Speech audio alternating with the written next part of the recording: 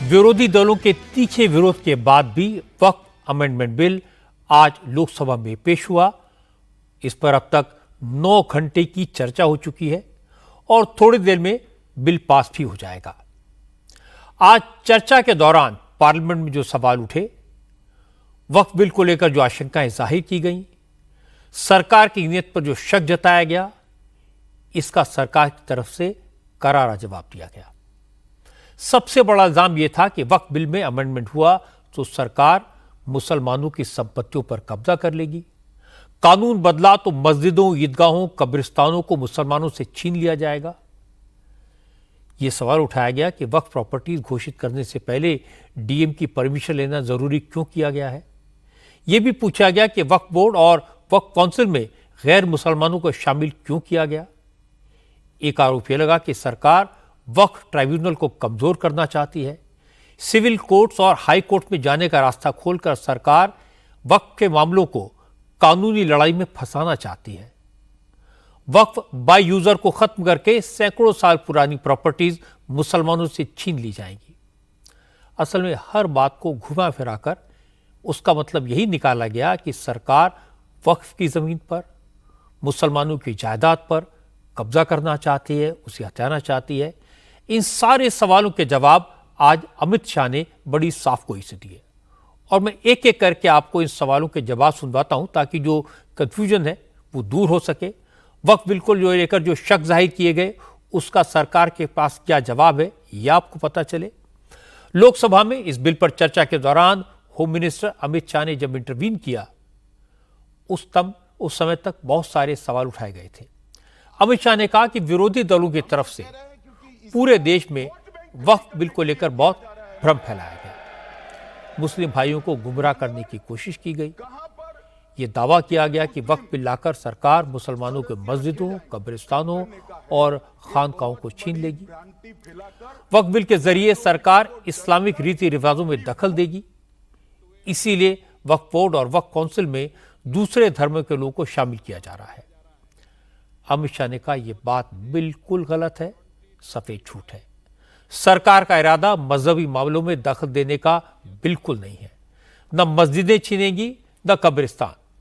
अमित शाह ने कहा हकीकत यह है कि वक्फ प्रॉपर्टीज की देखरेख तो मुतवल्ली करते हैं, वही करेंगे, लेकिन वक्फ प्रॉपर्टीज का मैनेजमेंट कानून के मुताबिक हो रहा है या नहीं, वक्फ प्रॉपर्टीज का इस्तेमाल उसी काम के लिए हो रहा है या नहीं जिसके लिए वो दान की गई है, यह देखना वक्फ बोर्ड और वक्फ काउंसिल की जिम्मेदारी है। इसका मजहब से कोई वास्ता नहीं है। इसलिए वक्फ बोर्ड और वक्फ काउंसिल में गैर मुस्लिम मेंबर होने पर किसी को कोई आपत्ति नहीं होनी चाहिए। वक्फ परिषद और वक्फ बोर्ड ये 1995 से आए। ये पूरा झगड़ा जो चल रहा है, आपने नॉन हिंदू को रख दिया और नॉन मुस्लिम को रख दिया, गैर मुस्लिम को रखा। वो झगड़ा वक्फ में दखल करने का है। पहले तो वक्फ में कोई गैर इस्लामिक सदस्य आएगा ही नहीं, ये स्पष्टता समझ लीजिए। ना मुतवल्ली गैर इस्लामिक होगा, ना वाकिफ गैर इस्लामी होगा। मान्यवर, वहां कोई प्रोविजन नहीं है। जो धार्मिक संस्थाओं का संचालन करते हैं उसमें कोई गैर मुस्लिम व्यक्ति रखने का प्रावधान किया भी नहीं है, हम करना भी नहीं चाहते हैं माननीय। इसलिए जो बड़े बड़े भाषण करते हैं कि समानता का अधिकार चला गया, दो धर्मों के बीच में समानता नहीं रही, मुसलमानों के धार्मिक अधिकारों के बीच में दखल खड़ी हो जाएगी, कुछ नहीं होने वाला मान्यवर। इस दृष्टि से देखें तो 1995 तक वक्फ की काउंसिल और वक्फ बोर्ड था ही नहीं, वो तो 95 से आया। और मान्यवर, ये जो भ्रम खड़ा किया जाता है कि ये एक मुस्लिम भाइयों के धार्मिक क्रियाकलापों के अंदर, उनके दान की हुई संपत्ति के अंदर दखल करने का है, ये बहुत बड़ी भ्रांति फैलाकर माइनॉरिटी को डराकर अपनी वोट बैंक खड़ी करने के लिए किया जा रहा है। मान्यवर, कहां पर गैर मुस्लिम सदस्य रखे जाएंगे? परिषद में और वक्फ बोर्ड में। उसका काम क्या है? उनका काम धार्मिक क्रियाकलापों को कुछ चलाने का नहीं है। वो शुद्ध रूप से वक्फ का जो कानून, दान के लिए किसी ने दी हुई संपत्ति, उसका एडमिनिस्ट्रेशन अच्छे से चल रहा है नहीं चल रहा है, कानून के हिसाब से चल रहा है नहीं चल रहा है, या तो दान जिस चीज के लिए दिया गया, इस्लाम धर्म के लिए दिया गया, गरीबों के भोजन के लिए दिया गया, गरीबों के उद्धार के लिए, वो उद्देश्य के लिए इसका उपयोग हो रहा है नहीं हो रहा है, इसका नियमन करने का काम मैं उसको स्पष्ट करना चाहता हूं। मान्यवर, वक्फ जो है वो हमारे यहां ट्रस्ट एक्ट है, इसमें ट्रस्ट है। तो ट्रस्ट के अंदर जो ट्रस्ट को बनाते हैं वो ट्रस्टी होते हैं और एक मैनेजिंग ट्रस्टी होते हैं। वक्फ में वाकिफ होता है, वक्फ होता है और मुतवल्ली होता है। ये सारे इस्लाम के अनुयायी हैं। अरे भाई, आप कह रहे हो, हम तो कह रहे हैं क्योंकि इसका वक्फ शब्द ही इस्लाम से आया है, इसलिए हम कह रहे हैं कि वक्फ वो ही कर सकता है जो इस्लाम का अनुयायी हो। अब आप उसका विरोध कर रहे हो, तो आप तो वक्फ में भी नॉन इस्लामिक आदमी चाहते हो। मान्यवर क्या कह रहे हैं? आज भी मैं स्पष्ट करना चाहता हूं, वक्फ जो कि मुस्लिम भाइयों की धार्मिक क्रियाकलाप और उनके बनाए हुए दान से ट्रस्ट है, उसमें सरकार कोई दखल करना नहीं चाहती है। मुतवल्ली भी उनका होगा, वाकिफ भी उनका होगा, वक्फ भी उनका होगा। इसके बाद अमित शाह ने डिटेल में वक्फ बोर्ड और वक्फ काउंसिल का रोल समझाया। होम मिनिस्टर ने कहा, वक्फ बोर्ड एक ट्रस्ट है जिसका कोई रिलीजियस कैरेक्टर नहीं है। इसके मैनेजमेंट में अधिकारी भी होंगे और नॉन मुस्लिम भी। उन्हें सिर्फ ये देखना होगा कि वक्फ बोर्ड अपना काम ठीक से कर रहा है या नहीं। अमित शाह ने बताया कि वक्फ बोर्ड में जो नॉन मुस्लिम होंगे उनका काम वक्फ के काम में दखल देना नहीं होगा, बल्कि कोई गैर कानूनी काम रोकना, पैसे की चोरी और जमीन के मिसयूज पर लगाम लगाना होगा। अमित शाह ने कहा, जो लोग ट्रस्ट में उसकी जाति या धर्म देखकर अपॉइंटमेंट करने की बात कह रहे हैं, वो देश को बांटने जैसी बात है। ट्रस्ट के अंदर ट्रस्टी जो होते हैं, जो चर्च होगा तो क्रिश्चियन होंगे, पारसी भी होंगे, पारसी के लिए वो ट्रस्ट होगा, तो हिंदू होगा तो हिंदू के लिए। अब चैरिटी कमिश्नर हम कहेंगे कि भाई मुस्लिम क्यों आया? मुझे बताओ, चैरिटी कमिश्नर एक्ट में मुसलमान चैरिटी कमिश्नर बन सकता है या नहीं बन सकता है? उसको ट्रस्ट नहीं चलाना है, उसको चैरिटी के कानून के हिसाब से वो ट्रस्ट चले, उसकी देखरेख करनी है। ये धार्मिक नहीं है, ये धर्म का काम नहीं है मान्यवर, ये एडमिनिस्ट्रेटिव वर्क है। और इसलिए तो फिर चैरिटी कमिश्नर हिंदू होगा तो वो क्रिश्चियनों के ट्रस्ट का कैसे देखरेख करेगा? चैरिटी कमिश्नर क्रिश्चियन होगा तो जैनियों के और हिंदुओं के ट्रस्ट का कैसे देखरेख करेगा?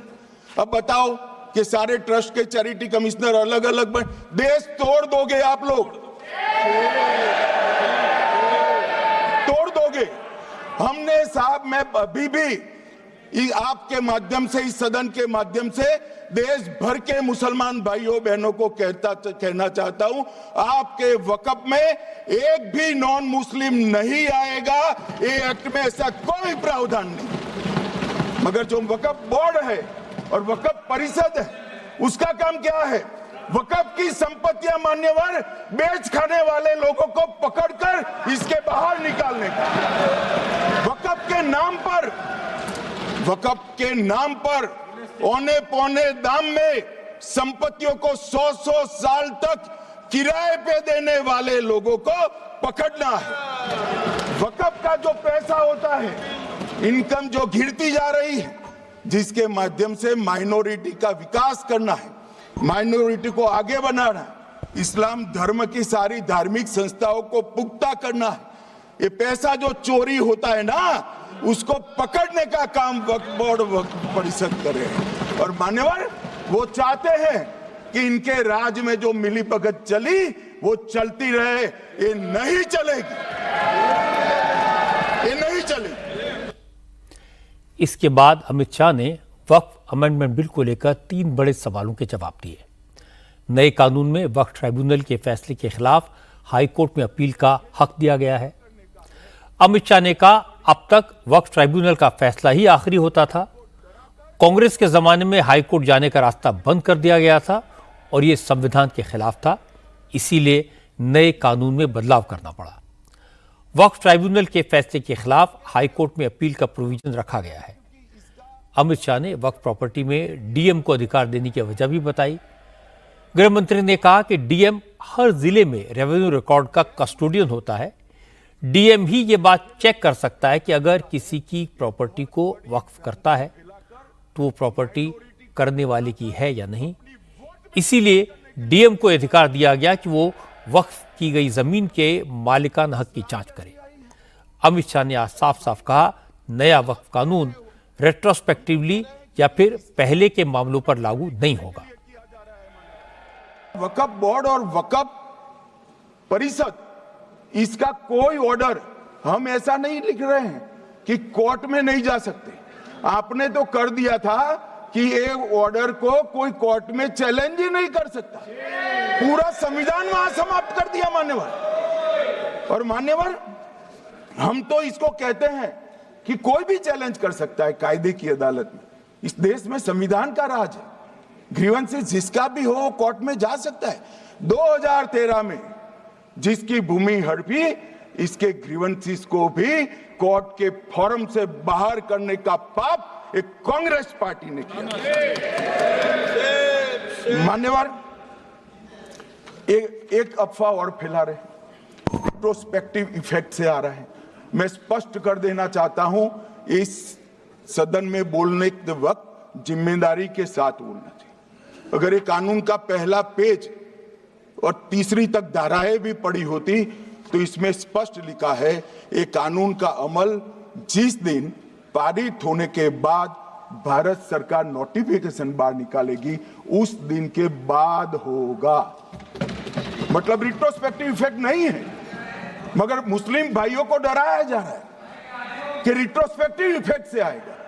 मान्यवर, ये कह रहे कलेक्टर क्यों रखा है?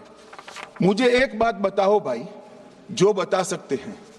अगर किसी मंदिर के लिए जमीन खरीदनी है तो जमीन की मालिकी किसकी है वो हमारे देश में कौन तय करता है?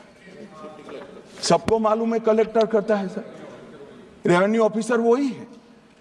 तो अगर वक्फ की भूमि जो वक्फ कर रहा है उसकी है या नहीं है, इसकी जांच कलेक्टर करे तो इसमें आपत्ति क्या है?